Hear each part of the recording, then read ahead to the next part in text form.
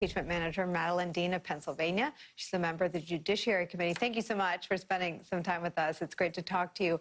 I wonder if you could take us through what happens next week when the article makes its way to the Senate. What is your understanding at this hour of the timing for a trial? Well, thank you for having me, Nicole. We do know that it has been set that on Monday we will take and present the article of impeachment to the Senate. In terms of the timing of the trial, that is, I know, the subject of negotiation. It's above my pay grade, and it is also within the Senate. So what I'm focusing on is being fully prepared for the trial. It could come as early as Tuesday, and I have to tell you, our team of managers is fully prepared. And Speaker Pelosi made that point. She said whatever the timing is, it's fair because the managers have the same amount of time as Donald Trump's lawyers. She also made the point that the evidence is out there for many to see. Can you just talk about the evidence that you'll be presenting? Well, I can't preview for you the evidence, but certainly your reporting reveals what much of the evidence will be. We were all witness to this. I'm stunned by it still. You think about it. Just 2 weeks ago, the president incited a mob to riot and create an insurrection in an attempt at a coup, in an attempt to overthrow a free and fair election for his own personal political gain, and 5 people died. And it wasn't just any day of the week. He incited this mob on January the 6th. He knew exactly what that date meant. It was a date where the vice president and a joint session of Congress would complete our constitutional duty, certifying electors. It is shocking to me to this moment that we were hunted, that gangs were chanting, "Hang Mike Pence." They looked to assassinate Speaker Pelosi. So we cannot turn a blind eye on this, and we will be prepared with the evidence that the world has watched, both of the president's behavior and the attempted insurrection.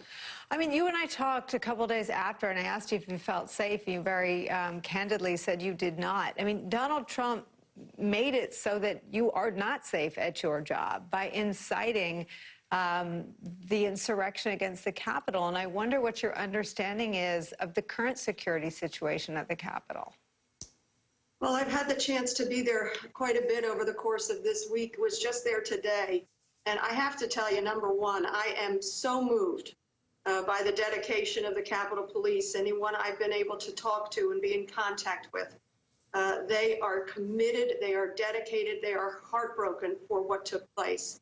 And of course, the loss of 2 of their members. I also today had the chance to visit with National Guard members from Pennsylvania, from my home state and my area, frankly. It was an honor to meet with them over in the Capitol Visitors Center.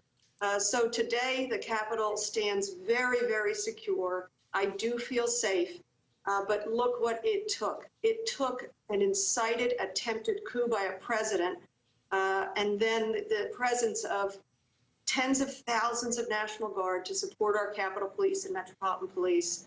It's a sad state where we are, but certainly the Capitol is very secure now. Can you explain the reporting overnight that some National Guardsmen ended up in a garage? I can't. I have read the reporting, and that's why I took the chance today to go find some members of the Pennsylvania National Guards to just simply say, I am sorry.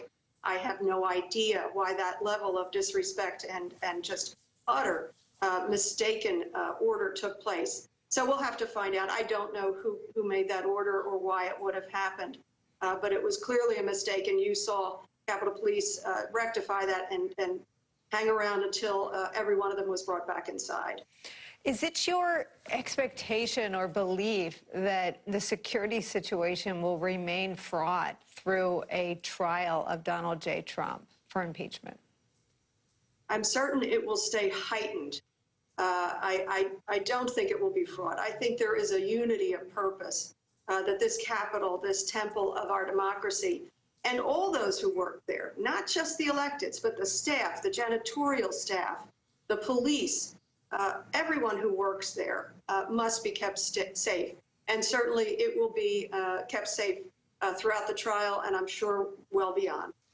I am surprised that if you look at the reaction after 9/11, it was fleeting, but it was a laying down of our partisan arms. And the decisions, again, they're still divisive and polarizing in their policy debates, but a lot of the decisions that were made and legislation that was passed was done so in a bipartisan way. If you think about it now, 2 weeks later, it's almost more stunning that more than 100 House Republicans voted to overturn the results of the election after the insurrection that led to the deaths of 5 people, including 2 Capitol Police officers. And I think 7 Senate Republicans voted so. What is the strategy for sort of breaking the partisan spell around the trial, which seems to me to have nothing to do with politics, but just a question for the United States Senate? Do you care about the rule of law? Do you care about a lawless president who incites an insurrection? I think it's a very good point. And I do wonder, you were talking a lot with your previous guests about timing, whether sooner is better or delay is better. I do think that in the delay, whatever it happens to be, members who voted not to certify the election or not to impeach have had a chance or will continue to have a chance to reflect. You know, I was really moved by President Biden the night before he was sworn in, the memorial he did at the reflecting pond in the Lincoln Memorial. And what he said there, I thought laid a predicate for our own work. He said there, to heal, we must remember. It's hard sometimes to remember, but that's how we heal. It's important we do that as a nation. As much as he was talking about healing through mourning and grieving over the dead, the 400,000 dead, including my own mother-in-law, he was also speaking, I believe, that for us to heal as a nation from this attack, we must remember. And that is what I believe the trial will represent. Some of the very first steps toward this nation healing. I think you're right about that. Congresswoman Madeleine Dean, you always make us think. Thank you for spending some time talking to us about all that. We'll continue to turn to you as this proceeds. Thank you. Thank you for having me. Thank you.